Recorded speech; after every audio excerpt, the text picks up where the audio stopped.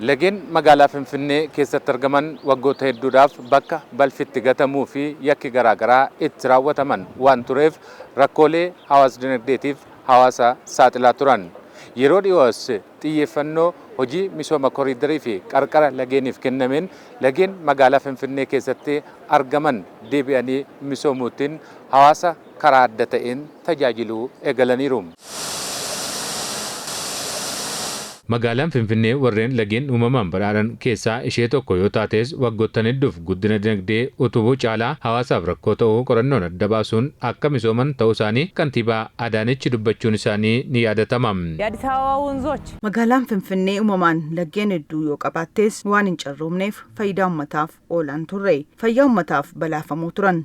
Naannawa baay'ee rakkisaa ture. Faalamni achirraa ka'us magaalittii miidhaa akka jiru hubannee qorannoon hojiitti seenne. Qaroominni fi hundeeffamni magaalotaa hedduun isaanii lageen waliin walitti hidhaminsa cimaa kan qaban ta'uu lageen magaalaa Finfinnee irratti qorannoo kan gaggeessaa turan Piroofeesar Tashoomaa Sooromsaa fi ogeessi dinagdee Dr. Waaqtolaa Daadhii kaasaniiru.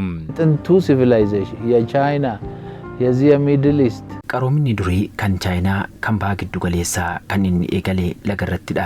Namni naannawaa lagaadha kan inni jiraachuu eegalee. Kanaaf magaalonni naannawaa sanaa kan isaan baay'atanii fi bu'uurri jalqabbii jireenya dhala namaa bishaanidha. መነሻው ውሃ walitti dhufeenyi magaalota keenya baay'ina lagaan wal qabatu. Haa ta'u garuu walitti dhufeenya kana haa qabaatan malee lagoonni kun akkamitti ilaalamaa ture akka biyya keenyaatti jennee too ilaalle akka waliigalaatti lafa manca'iinsi qabeenyaa itti uumamu lafa balfaatiin beekamanidha.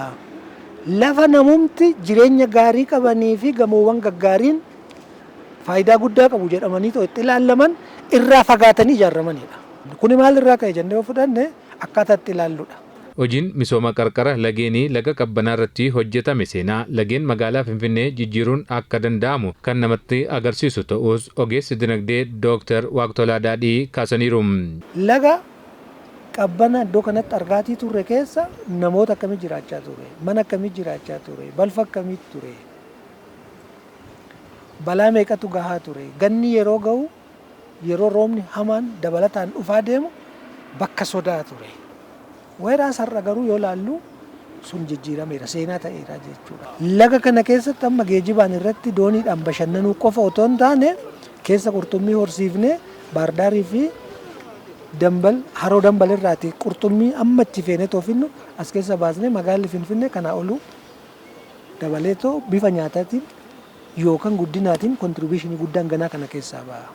Misoomni qarqara lageenitti hojjetamu misooma iddoowwan birootti hojjetamu waliin wal bira qabamee wayita ilaalamus bu'aadachaa kan qabu ta'uu Dr. Waaqtoleen himaniiru. Qorannoowwan adda addaa kan ibsan dhiyeenyuma kana kan bahan yoo laalle magaalonni bifa investimentiitiin meetira 100 hamma qarqara lagaatti dhiyaachaatii deeman qabeenya achirratti investi godhaman yoo xiqqaate qabeenya wal fakkaatu ta'e garuu magaalaa gara lagaa sanatti meetira 100 hamma dhiyaataatii deemu gatiin lafaa yookaan gatiin qabeenyaa yookaan property asseetiin achirratti uumamaatii deemu hanga $20,000 garaagarummaa hin qabaata jedhanii